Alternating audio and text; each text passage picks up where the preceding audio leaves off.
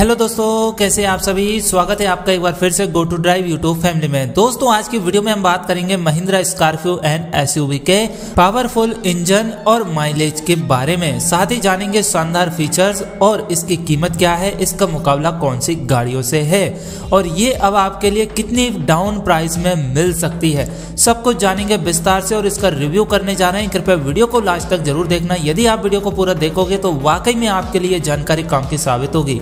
यदि आप अपने सपनों की कोई न्यू कार परचेस करने जा रहे हैं तो इस वीडियो को पूरा जरूर देखना, क्योंकि इस वीडियो से आपकी काफी ज्यादा हेल्प होगी। दोस्तों बात कर रहे हैं हम यहाँ पर महिंद्रा स्कॉर्पियो एन मॉडल के बारे में। तो बता दें कि भारतीय बाजार में महिंद्रा स्कॉर्पियो करीब 2 दशकों से है और इन 20 वर्षों में इस एसयूवी ने अपने नाम और काम के साथ कई उपलब्धियां भी हासिल की है। छोटे मोटे बदलाव तो मिलते गए हैं, लेकिन समय के साथ एक बड़ा बदलाव भी जरूरी था, जो कि महिंद्रा ने अब अपनी नई स्कॉर्पियो एन के साथ कर दिया है।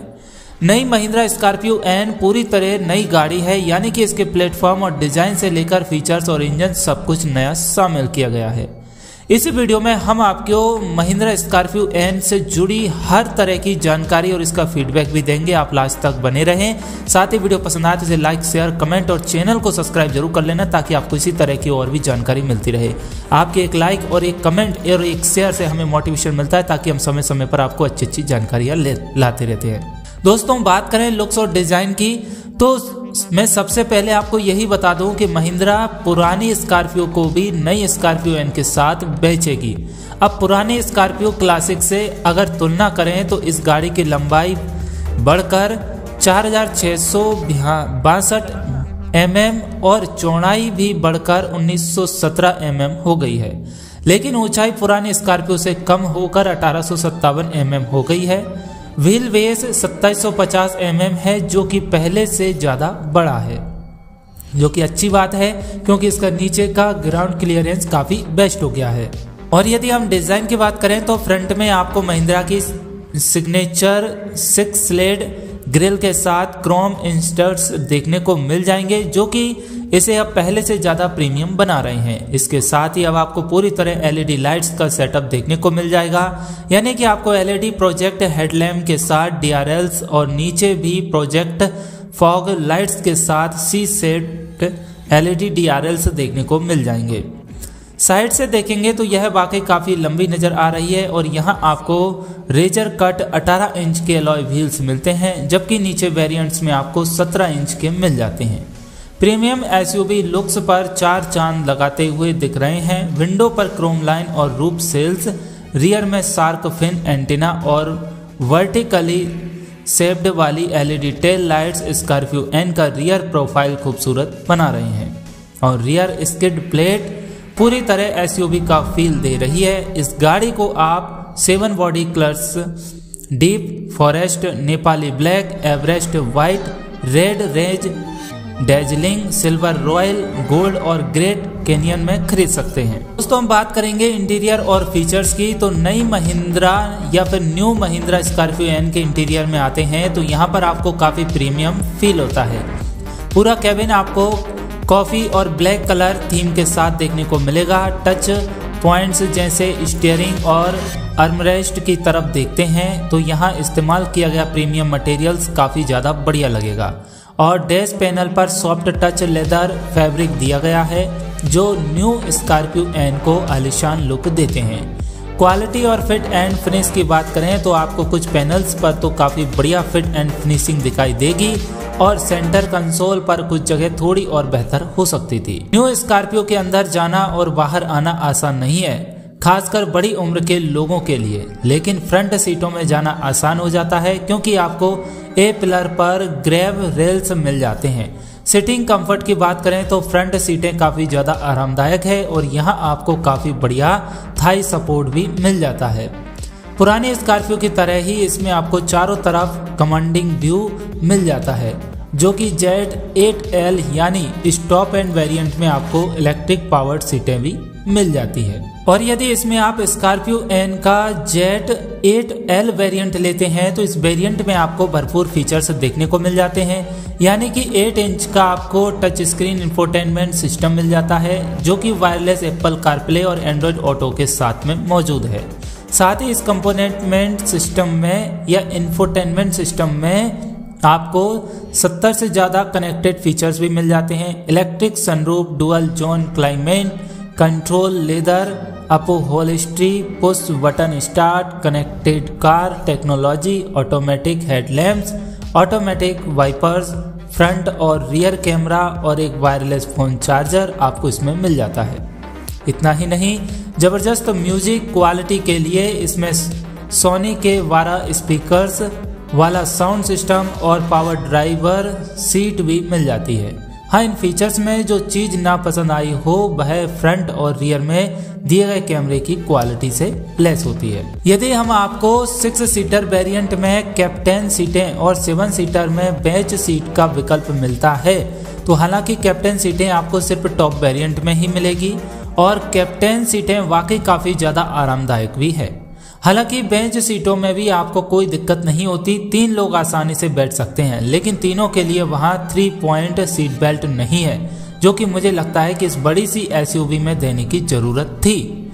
स्पेस आपको काफ़ी बढ़िया मिल जाएगा, अच्छा खासा नी और हैंडरूम भी मिल जाएगा और यहाँ आपको 2 AC बैंड्स के साथ एक सेपरेट ब्लोअर कंट्रोल और एक single type C charging port मिल जाता है। इतना ही नहीं, बेंच सीट पर आपको सेंटर आर्मरेस्ट के साथ कप होल्डर्स भी मिल जाते हैं। यदि हम बात करें कि आराम, तो आराम से बैठना थोड़ा सा मुश्किल हो सकता है। ऐसा इसीलिए भी क्योंकि दूसरी पंक्ति की सीटें फिक्स्ड है, मतलब कि जो पीछे की सीटें हैं वो फिक्स कर दी गई हैं, आप उन्हें आगे और पीछे स्लाइड नहीं कर सकते। इसलिए अगर 5 या 6 फीट का कोई इंसान पीछे बैठेगा तो उसके लिए थोड़ी सी दिक्कत हो सकती है। जैसे कि मेरी 5 फीट से थोड़ी हाइट ज़्यादा है, तो मैं पीछे यदि बैठता हूँ तो मेरे घुटनों को मोड़ने में दिक्कत आएगी, लंबे सफ़र में मुझे दिक्कत आ सकती है। तो जब आप इस कार को एक बार परचेस करें तो एक बार पीछे बैठ के जरूर देख लीजिएगा। अगर आपको लगता है कि कंफर्टेबल है तो कोई दिक्कत नहीं है, कंफर्टेबल है, और आपको लगता है कि पीछे मेरे पैर अड़ रहे हैं, घुटने अड़ रहे हैं, तो फिर आपको दिक्कत ही दिक्कत है। तो आप इस बात को थोड़ी सी जो कमी है वो देख लीजिएगा। देखिए, हमारा मकसद यही है कि आपको सही जानकारी पहुंचाई जाए, बाकी आपके ऊपर है कि आपको ये लेना है कि नहीं लेना है। बाकी गाड़ी में कोई मिस्टेक नहीं है, गाड़ी 1 नंबर है, A1 क्वालिटी की है और धाकड़ कार है। ये रोड पे जब चलती है ना तो वाकई में लोग पूछते हैं कि यार स्कॉर्पियो N मॉडल है ये भाई, तो लगता है कि भाई एक लग्जरी कार है। लेकिन अंदर जब आप इसमें पैसा लगा ही रहे हैं तो आपको अंदर से भी कंफर्टेबल फील होना चाहिए। आपकी फैमिली मेंबर जो पीछे बैठते हैं उनको भी मजा आना चाहिए, ठीक है ना। तो इस प्रकार मैं आपके लिए बता रहा हूँ। यहाँ पर बच्चे जरूर आसानी से बैठ सकते हैं, अगर आपके घर में छोटे बच्चे हैं तो आप उनको बैठा सकते हैं। यहाँ पर 15, 16, 18, 20 साल के लड़के लड़कियाँ आराम से बैठ सकते हैं। आपको ना तो कप होल्डर्स, ना ही AC बैंड्स और ना ही चार्जिंग पोर्ट्स मिलते हैं पीछे, तो थोड़ा आपको देखना पड़ेगा, ठीक है। और अब यदि ये कंपनी डाल दे तो अच्छी बात है। बात करें स्टोरेज स्पेस की, तो पीछे का जो पूरी गाड़ी में स्टोरेज स्पेस की अगर हम बात कर रहे हैं तो फ्रंट पैसेंजर्स के लिए 2 कप होल्डर्स, एक डिसेंट साइज का ग्लव बॉक्स और स्मार्टफोन रखने की जगह के साथ एक आर्मरेस्ट मिल जाता है। दरवाजे की पॉकेट्स चौड़ी है, लेकिन वहां आप सामान ज़्यादा नहीं रख सकते।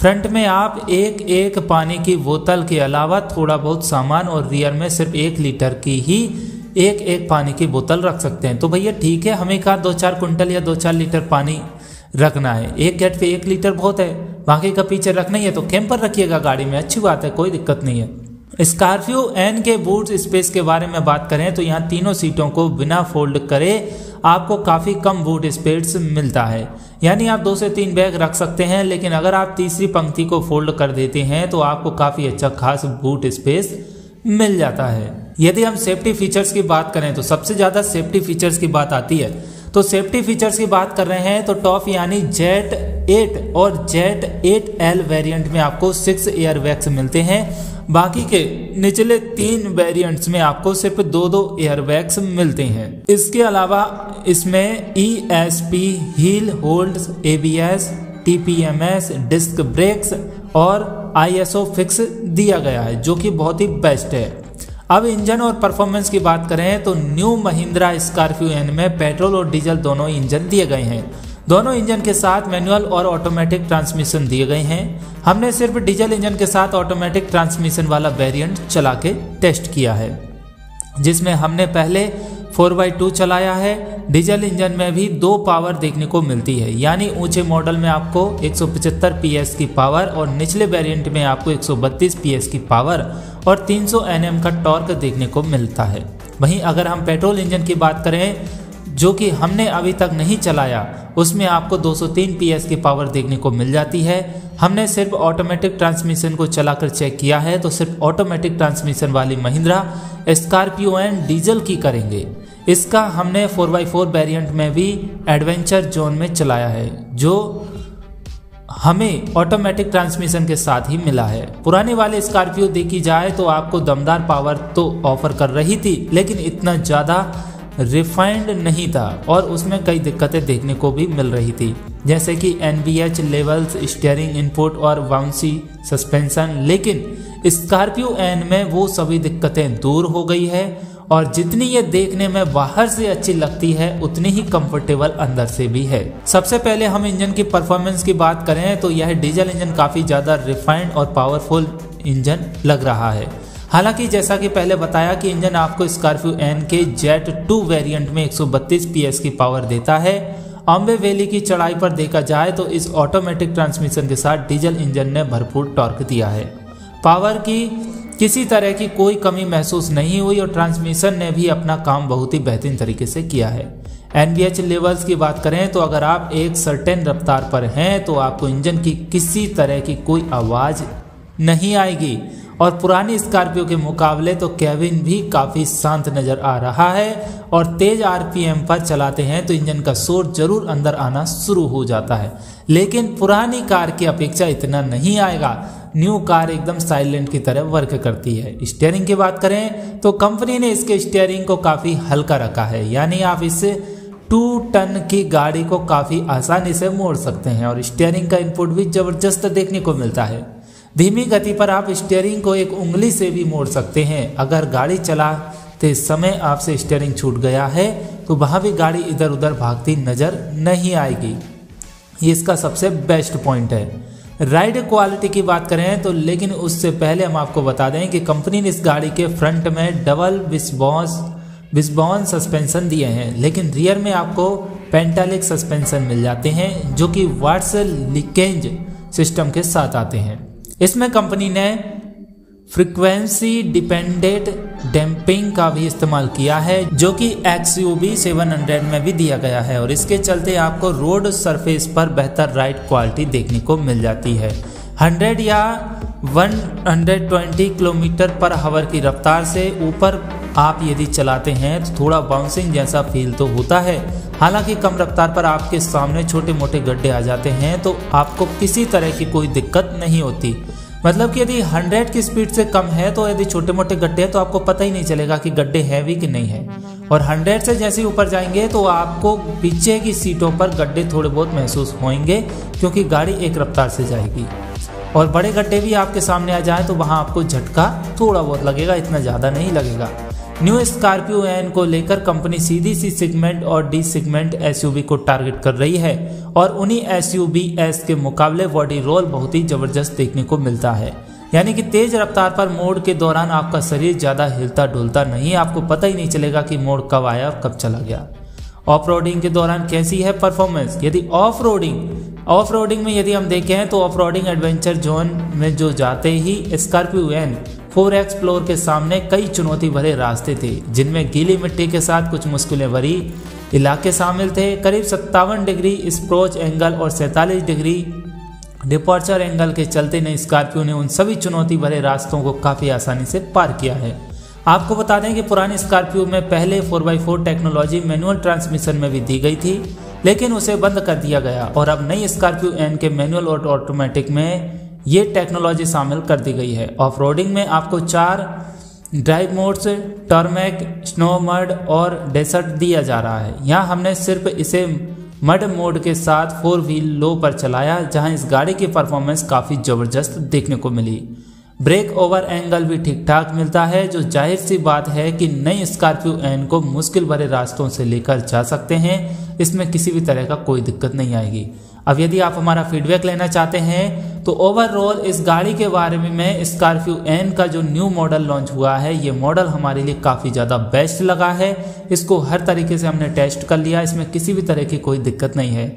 इसकी कीमत के अनुसार ये गाड़ी हमारे लिए बेस्ट लगी। इसकी हाइट भी काफ़ी अच्छी है, गाड़ी दमदार है, परफॉर्मेंस अच्छा है, अंदर साउंड क्लियरेंस है और ऊबड़ खाबड़ ऊंचे नीचे रास्ते में इसको आराम से चला सकते हैं, मिट्टी वाले रास्ते में चला सकते हैं, जैसा कि आपने वीडियो में भी देखा है। ये गाड़ी दमदार है। यदि आप भी कोई न्यू कार परचेस करना जा रहे हैं तो एक बार आपके लिए स्कॉर्पियो एन को टेस्ट ड्राइव जरूर लेना चाहिए, तभी आपको कोई दूसरी गाड़ी के ऊपर जाना चाहिए। ये गाड़ी इस बजट में बहुत ही बेस्ट क्वालिटी में आ रही है, मुझे सबसे ज़्यादा पसंद आई। छोटी मोटी कमियां जो लगी वो तो देखिए हर जगह देखने को मिलती है, लेकिन उन्हें कमियां नहीं मानेंगे। हमारी फैमिली के अनुसार हमें कंफर्टेबल है तो कोई दिक्कत नहीं है, बहुत ही बेस्ट कार है। और कंफर्टेबल नहीं है तो फिर इसमें कमी रहेगी। तो मेरे हिसाब से तो बहुत बेस्ट कार लगी मुझे। तो मैं यदि इसको परचेस करने का मन बनाता हूं तो बिल्कुल खरीदूंगा, लेकिन फिलहाल मेरे पास किया कैरेंस ऑलरेडी एक कार है तो फिर मैं इसको नहीं ले रहा हूं।